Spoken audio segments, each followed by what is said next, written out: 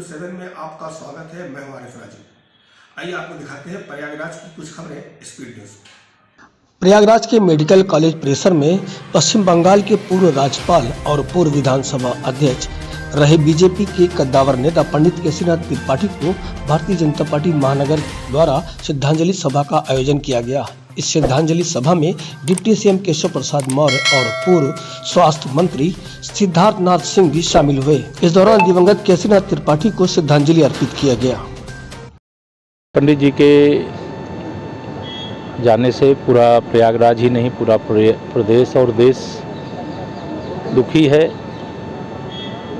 और पंडित जी के जाने के बाद पार्टी ने और प्रयागराज ने यहाँ पंडित जी को श्रद्धांजलि सभा का आयोजन किया है। और मुझे जल्दी पहुँचना था, लेकिन मौसम ख़राब होने के कारण थोड़ा देरी हुई है। लेकिन पंडित जी के नाम, पंडित जी के काम और पंडित जी की स्मृतियों को जीवंत बनाए रखने के लिए प्रयागराज में तो कुछ ना कुछ बड़ा से बड़ा होगा, लेकिन प्रदेश में भी कुछ बड़ा हो, इसके लिए भी हम लोग प्रयास करेंगे। पंडित जी के जाने का शायद मैं समझता हूँ कि प्रयाग में दलीय मर्यादाओं से भी ऊपर उठ करके हर व्यक्ति दुखी है।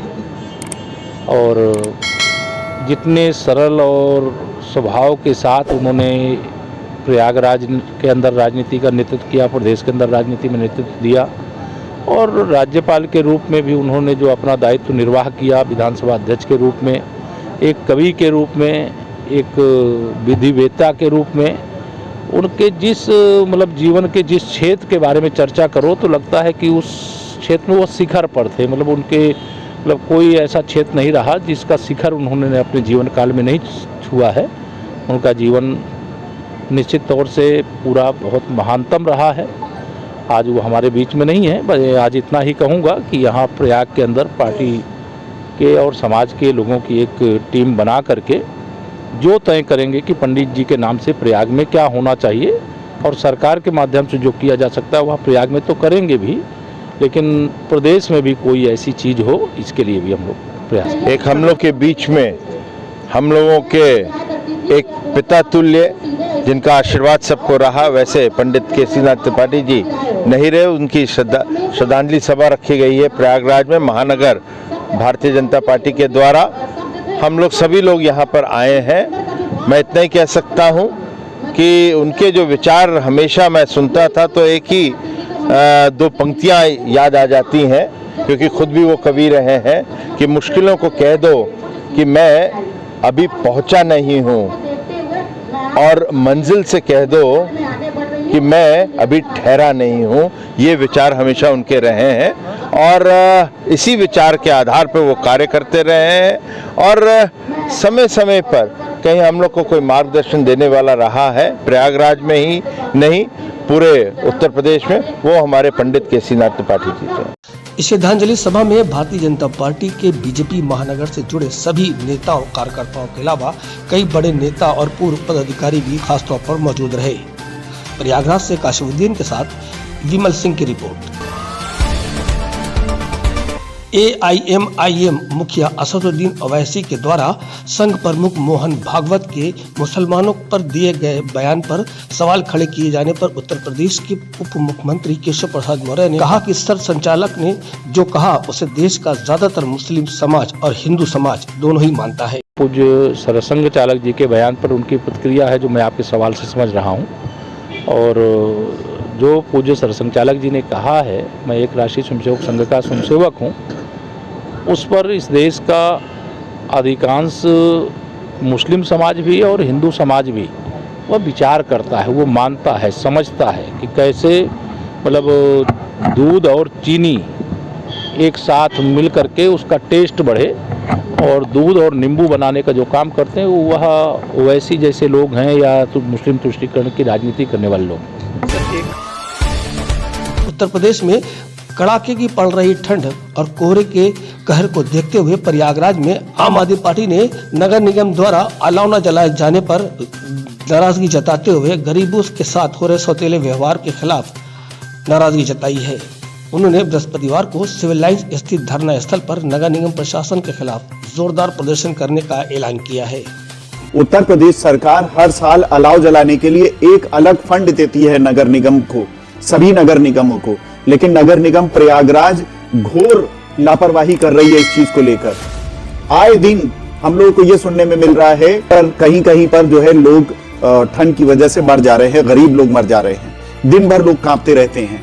नगर निगम की लापरवाही को देखते हुए आम आदमी पार्टी प्रयागराज कल दोपहर में 2 बजे प्रदर्शन स्थल में प्रदर्शन करेगी नगर निगम लापरवाही के खिलाफ। और हम लोग ये मांग करेंगे कि नगर निगम जल्द से जल्द पूरे शहर में अलाव जलाने की व्यवस्था करे ताकि हर गरीब और मजलूमों को राहत मिल सके।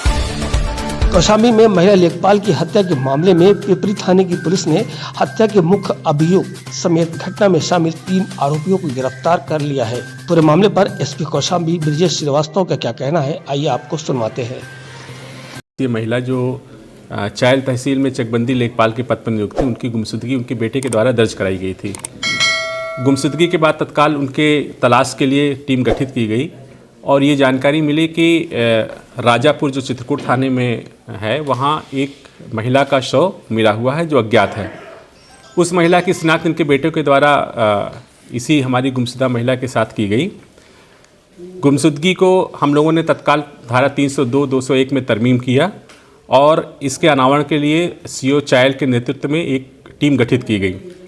जो इलेक्ट्रॉनिक साक्ष्य मिले और सीसीटीवी फुटेज मिले उनसे हम लोगों को पता चला कि ये जो लेडी हैं ये तहसील से एक लाल रंग की गाड़ी में निकली हुई हैं और जब केस को डेवलप किया गया तो पता चला कि इस घटना को करने में 4 लोग शामिल रहे हैं।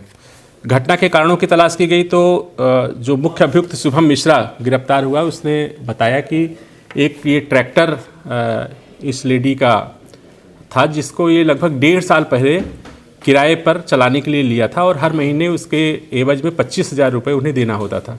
इधर कई महीनों से किराया दे नहीं पा रहा था, वो बढ़ता चला जा रहा था, जिस पर ये जो महिला थी ये उसको अपना ट्रैक्टर वापस मांग रही थी। इसने एक प्लान किया और अपने 3 साथियों को इकट्ठा किया और उन तीनों साथियों को अपने साथ लेकर के इनको कामता नाथ दर्शन कराने के लिए चित्रकूट ले गए और वहाँ कट्टे की बट से और ईंट से उसको उसके चेहरे पर और शरीर पर प्रहार करके उसकी हत्या करके वहीं शव को फेंक दिया गया था। शव के पास से वो तमंचा भी बरामद हुआ है और घटना में प्रयुक्त जो रिट्स कार है वो बरामद कर ली गई है। सर कितने लोग गिरफ्तार हुए हैं? 4 लोग, सभी 4 लोग गिरफ्तार हो गए हैं। इन्होंने घटना को कबूल कर लिया है। इन्हें जेल भेजा जा रहा है और इनके खिलाफ हम कड़ी विधिक कार्रवाई करेंगे और गैंगस्टर एक्ट के अंतर्गत कार्रवाई करेंगे। साल के पहले दिन यानी 1 जनवरी के बाद से पड़ रही लगातार कड़ाके की ठंड ने आम लोगों की दिनचर्या बदल कर रख दिया है।